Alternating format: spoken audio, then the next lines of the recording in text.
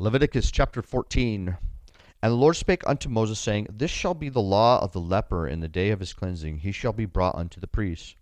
And the priest shall go forth out of the camp, and the priest shall look, and behold, if the plague of leprosy be healed in the leper, then shall the priest command to take for him that is to be cleaned 2 birds alive and clean, and cedar wood, and scarlet, and hyssop.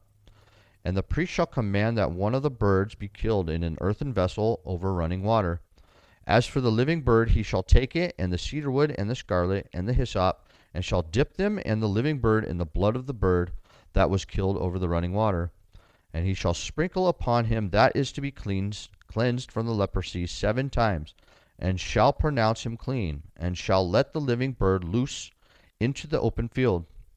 And he that is to be cleansed shall wash his clothes, and shave off all his hair, and wash himself in water, that he may be clean. And after that he shall come unto the camp, and shall tarry abroad out of his tent 7 days. But it shall be on the 7th day that he shall shave all his hair off his head, and his beard, and his eyebrows, even all his hair he shall shave off. And he shall wash his clothes, also he shall wash his flesh in water, and he shall be clean. And on the 8th day he shall take 2 he-lambs without blemish, and 1 ewe lamb of the first year without blemish, and 3/10 deals of fine flour for a meat offering, mingled with oil, and 1 log of oil. And the priest that maketh him clean shall present the man that is to be made clean, and those things before the Lord, at the door of the tabernacle of the congregation. And the priest shall take 1 he-lamb, and offer him for a trespass offering, and the log of oil, and wave them for a wave offering before the Lord. And he shall slay the lamb in the place where he shall kill the sin offering and the burnt offering in the holy place. For at the sin offering is the priest, so is the trespass offering, it is most holy. And the priest shall take some of the blood of the trespass offering, and the priest shall put it upon the tip of his right ear of him that is to be cleansed, and upon the thumb of his right hand, and upon the great toe of his right foot. And the priest shall take some of the log of oil, and pour it on the palm of his own left hand. And the priest shall dip his right finger in the oil in his left hand, and shall sprinkle of the oil his finger 7 times before the Lord. And of the rest of the oil that is in his hand shall the priest put upon the tip of the right ear of him that is to be cleansed, and upon the thumb of his right hand, and upon the great toe of his right foot, upon the blood of the trespass offering. And the remnant of the oil that is in the priest's hand he shall pour upon the head of him that is to be cleansed, and the priest shall make an atonement for him before the Lord. And the priest shall offer the sin offering, and make an atonement for him that is to be cleansed from his uncleanness. And afterward he shall kill the burnt offering. And the priest shall offer the burnt offering and the meat offering upon the altar, and the priest shall make an atonement for him, and he shall be clean. And if he be poor and cannot get so much, then he shall take 1 lamb for a trespass offering to be waved, to make an atonement for him, and 1/10 deal of fine flour mingled with oil for a meat offering, and a log of oil, and 2 turtle doves or 2 young pigeons, such as he is able to get, and the one shall be sin offering, and the other a burnt offering. And he shall bring them on the 8th day for his cleansing unto the priest, unto the door of the tabernacle of the congregation before the Lord. And the priest shall take the lamb of the trespass offering and the log of oil, and the priest shall wave them for a wave offering before the Lord.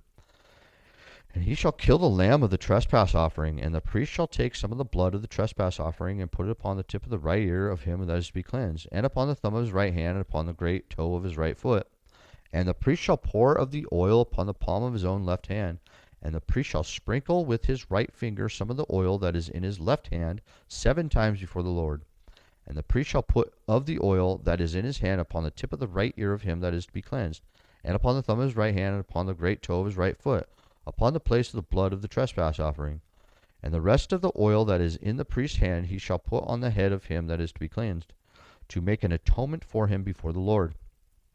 And he shall offer the one of the turtle doves, or of the young pigeons, such as he get, even such as he is able to get, the one for a sin offering, and the other for a burnt offering, with the meat offering, and the priest shall make an atonement for him that is to be cleansed before the Lord. This is the law of him in whom is the plague of leprosy, whose hand is not able to get that which pertaineth to his cleansing. And the Lord spake unto Moses and Aaron, saying, When ye be come into the land of Canaan, which I give you for a possession, and I put the plague of leprosy in a house of the land of your possession, and he that owneth the house shall come and tell the priest, saying, It seemeth to me there is as it were a plague in the house. Then the priest shall command that they empty the house before the priest go into it to see the plague, that all that is in the house be not made unclean. And afterward the priest shall go in to see the house. And he shall look at the plague, and behold, if the plague be in the walls of the house with hollow strakes, greenish or reddish, which in sight are lower than the wall, then the priest shall go out of the house of the door of the house, and shut up the house 7 days. And the priest shall come again the 7th day, and shall look, and behold, if the plague be spread in the walls of the house, then the priest shall command that they take away the stones in which the plague is, and they shall cast them into the unclean place without the city. And he shall cause the house to be scraped within round about, and they shall pour out the dust that they scrape off without the city into an unclean place. And they shall take other stones and put them in the place of those stones, and he shall take other mortar and shall plaster the house.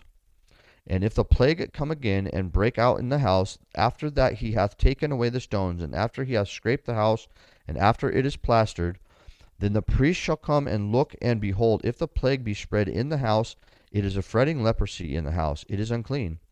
And he shall break down the house, the stones of it, and the timber thereof, and all the mortar of the house, and in he shall carry them forth out of the city into an unclean place. Moreover, he that goeth into the house, all the white that he has shut up shall be unclean until the even. And he that lieth in the house shall wash his clothes, and he that eateth in the house shall wash his clothes. And if the priest shall come in and look upon it, and behold, the plague hath not spread in the house, after the house was plastered, then the priest shall pronounce the house clean, because the plague is healed. And he shall take to cleanse the house 2 birds, and cedar wood, and scarlet, and hyssop. And he shall kill the one of the birds in the earthen vessel over running water. And he shall take the cedar wood, and the hyssop, and the scarlet, and the living bird, and dip them in the blood of the slain bird, and in the running water, and sprinkle the house 7 times. And he shall cleanse the house with the blood of the bird, and with the running water, and with the living bird, and with the cedar wood, and with hyssop, and with the scarlet. But he shall let go the living bird out of the city into the open fields, and make an atonement for the house, and it shall be clean. This is the law for all manner of plague of leprosy and scall, and for the leprosy of a garment and of a house, and for a rising and for a scab, and for a bright spot, to teach when it is unclean and when it is clean. This is the law of leprosy.